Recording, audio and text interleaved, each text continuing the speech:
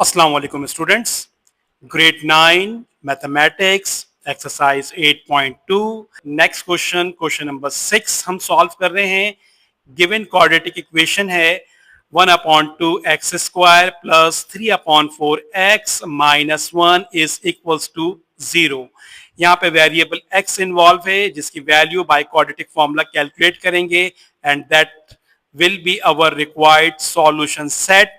आइए क्वेश्चन को सॉल्व करते हैं। ऑल्दो कि हमारे पास गिवन क्वेश्चन जो है वो स्टैंडर्ड फॉर्म में है, मींस एक्स स्क्वायर का टर्म भी लेफ्ट साइड पर है, एक्स का टर्म भी लेफ्ट साइड पर है एंड नंबर वैल्यू भी लेफ्ट साइड पर as a constant value.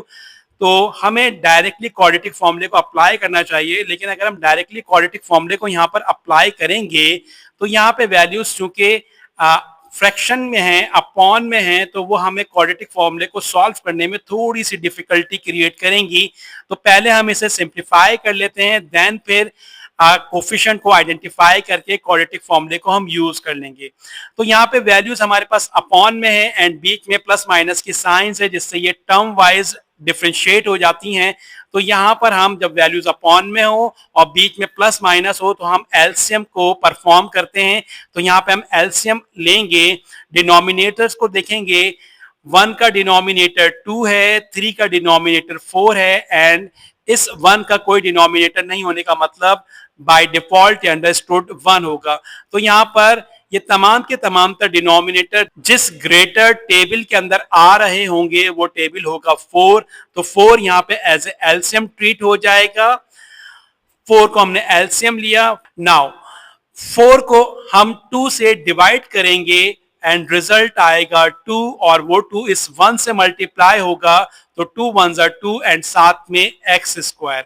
Now 4 को 4 से कैंसिल करेंगे तो रिजल्ट आएगा 1। उस 1 को 3 से मल्टीप्लाई करेंगे तो 3 1 3 एंड साथ में x। Now minus as it is 4 को और इस डिनोमिनेटर में मौजूद 1 को डिवाइड करेंगे तो इसका रिजल्ट आएगा 4 और वो 4 इस 1 से मल्टीप्लाई होगा तो फाइनली 4 आ जाएगा। Here I again mention the step of LCM. Concentrate कीजिएगा। हमने अपने एलसीएम को जो कि 4 है फर्स्ट डिनोमिनेटर के पास लेकर गए और इनकी कैंसिलेशन की। 4 से 2 को हमने कैंसिल किया तो रिजल्ट आया 2। जो रिजल्ट आता है वो न्यूमरेटर से मल्टीप्लाई होता है तो 2 1 से मल्टीप्लाई होगा तो 2 1 2 and x square as it is plus. Now again LCM को हम सेकंड डिनोमिनेटर के पास लेके जाएंगे तो 4 से 4 कैंसिल होगा तो रिजल्ट आएगा 1। जो रिजल्ट आता है वो न्यूमरेटर से मल्टीप्लाई होता है तो 1 3 से मल्टीप्लाई होगा तो 3 1 3 and x as it is minus minus. Now इस 4 को अब हम थर्ड डिनोमिनेटर जो कि इस 1 के नीचे अपॉन में 1 है जिसको हम मेंशन नहीं करते, तो वो 1 और ये 4 जब कैंसिलेशन होगी इनकी तो रिजल्ट आएगा 4 और जो रिजल्ट आता है वो न्यूमरेटर से मल्टीप्लाई किया जाता है। तो 1 और 4 को जब हमने डिवाइड किया तो इसका रिजल्ट आया 4 और वो 4 एज ए रिजल्ट 1 से मल्टीप्लाई होगा तो इसका रिजल्ट आएगा 4 1 4। तो ये एलसीएम का पार्ट हमने 2 टाइम जो है वो यहाँ पे एक्सप्लेन कर दिया।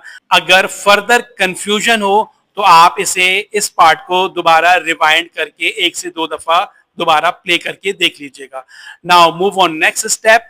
ये 4 यहाँ पर 2x square plus 3x minus 4 से डिवाइड हो रहा है एज ए डिनोमिनेटर में। राइट साइड पे शिफ्ट करेंगे तो 0 से मल्टीप्लाई होकर फिनिश हो जाएगा यानी 0 हो जाएगा। Now move on next step. 2x square plus 3x minus 4 and 4 multiply bye 0 is 0। Now अब हम यहाँ पर अपने a, b एंड c को आइडेंटिफाई करेंगे और इजीली क्वाड्रेटिक फॉर्मूले में इनकी वैल्यू सब्स्टिट्यूट करके क्वेश्चन को सॉल्व कर लेंगे। ऑल्दो कि 1/2 और 3/4 से इसको सॉल्व करना थोड़ा सा डिफिकल्ट होता, तो इस वजह से यहाँ पे हमने एलसीएम लिया और हमने अपने ए बी और सी की वैल्यूज को सिंप्लीफाई फॉर्म के अंदर ले लिया। नाउ ए बी और सी को आइडेंटिफाई करते हैं। एक्स स्क्वायर का कोफिशिएंट 2 एज ए कंसीडर होगा, प्लस का है।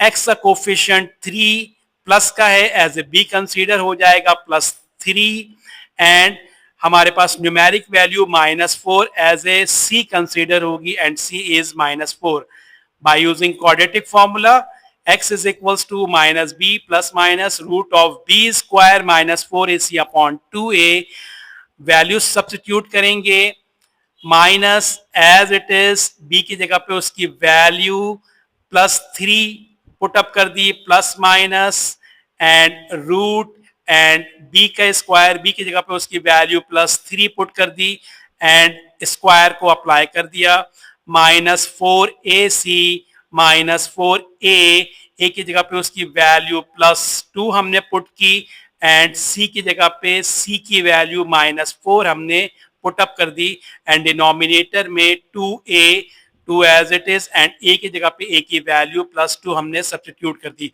नाउ नेक्स्ट स्टेप में अब हम साइंस को पहले सिंप्लीफाई करेंगे।